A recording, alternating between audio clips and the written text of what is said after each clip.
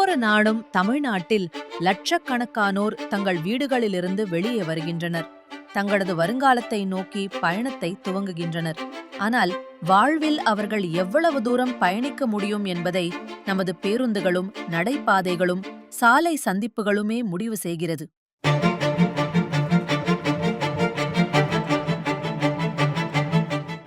3/4 மணி நேரம் 1 மணி நேரத்துக்கு ஒரு பஸ் வருது. நைட் டைம்ல வேலைக்கு போயிட்டு 10 மணி 9:30 மணி ஆகும் நாங்க இங்கிருந்து வாழப்பாடி போகணும். பஸ் வந்து பத்த மாட்டேது எங்களுக்கு. இப்போ ஃப்ரீயா வரனால பஸ் எங்களுக்கு பத்த மாட்டேது. கூட்டமாக இருந்தால் பஸ்ஸில் என்னால் ஏற முடியாது.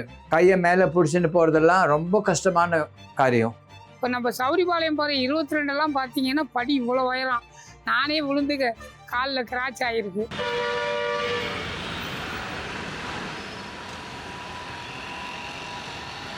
ஸ்டூடெண்ட்ஸ்லாம் அந்த கிராஸ் பண்ணுற டைம், அதாவது காலேஜ் ஓப்பன் டைமும் ஈவினிங் டைமும் பஸ்ஸோட அங்கே ஒரு சிக்னல் இல்லை, ப்ளஸ்ஸு அங்கே ஒரு கான்ஸ்டபிள் யாரும் வர்றதில்லை.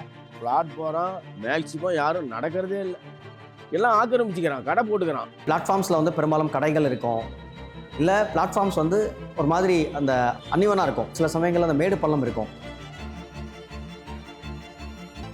இவை அனைத்தையும் ஒன்றிணைத்து செயல்படுத்துவது பெரிய பெரிய லட்சியங்களில் இல்லை.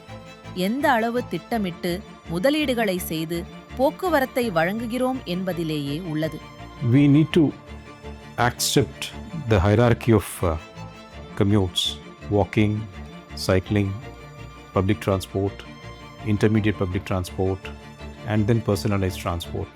Tamil Nadu's emissions have risen by about 71% since 2005, and 13% of emissions come from transport. எதிர்காலத்திற்கு தயாராக இருக்கும் தமிழகத்திற்கான கோரிக்கைகள் தெளிவாக உள்ளன. நமக்கு கூடுதலான பாதுகாப்பான பொது போக்குவரத்து, சிறந்த நடைபாதைகள், மின்சார வாகனங்களை துரிதமாக ஏற்றுக்கொள்வது மற்றும் ஒவ்வொரு குடிமகனுக்கும் பாதுகாப்பான பொது இடங்கள் தேவை. இது உள்கட்டமைப்பை மேம்படுத்துவதை விட ஒருவருக்கொருவர் அளிக்கும் வாக்குறுதியாகும். மக்கள் கண்ணியத்துடன் பயணிக்கும்போது தமிழ்நாடு முன்னோக்கி நகர்கிறது. நகர்வோம், வளர்வோம்.